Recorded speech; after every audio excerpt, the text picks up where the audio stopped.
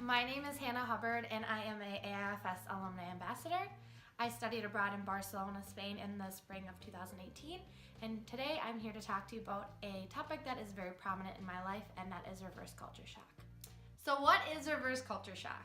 Reverse culture shock is the physiological, emotional, and cultural aspect of re-entry. And in our case, it's re-entry back into the United States after an incredible semester abroad. So some signs of reverse culture shock include frustration, depression, negativity towards host culture, boredom, restlessness, and even some homesickness for your friends and places abroad.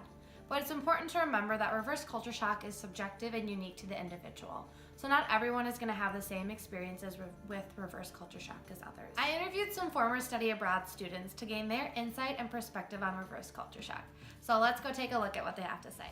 My name's Cassie Vivant, and I studied abroad in India over J-term last year, and I studied abroad in Athens, Greece last spring semester.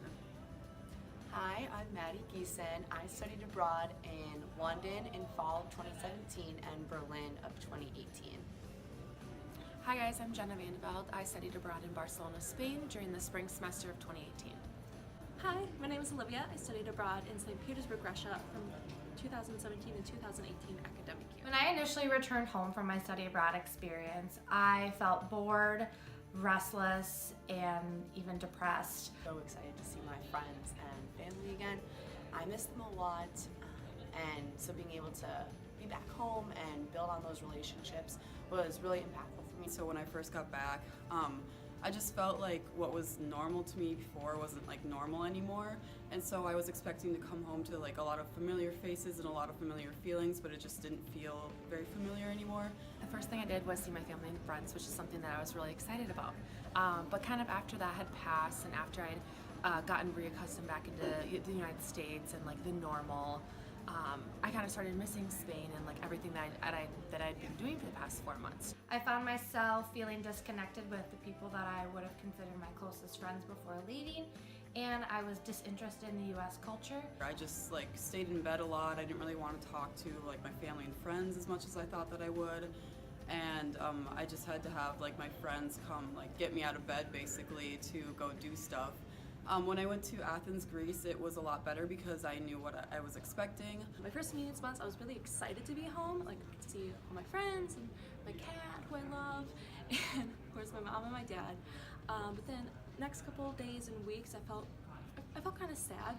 Now that I've been home for at least 6 months after my study abroad experience, there still isn't a day that goes by that I don't think about Barcelona and miss the beautiful city that it is. My perspective over my time abroad has really it's been a very reflective period of my life, and I realized how fortunate I was to have that experience in the first place. Still feel sometimes the same way. I think sometimes I feel like people don't necessarily fully understand like my experiences. It's hard.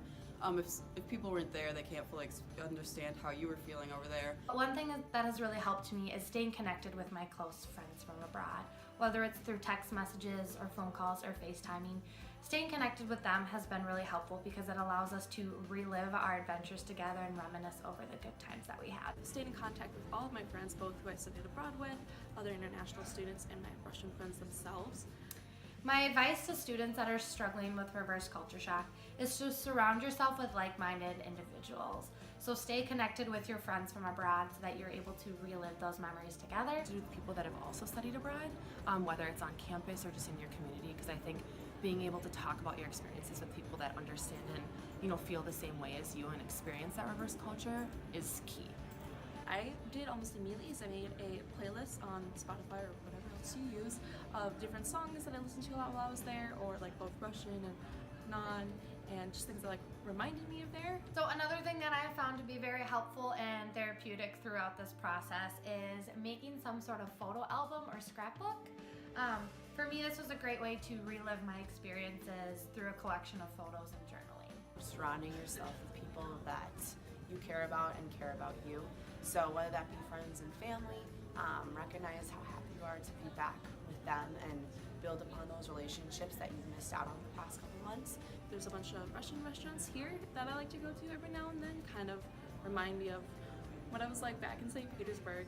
So I think if like you come back and you just stay here and you stay in bed and you're just really sad, like it's not going to do anything for you. I think that you need to get out and like explore and just see what's around you and like be thankful for that, and maybe, you know, plan some future trips that might make you feel the same way that you did when you were abroad. So Remember that your study abroad experience changed your life in so many ways, and that it's going to take time to feel like yourself again.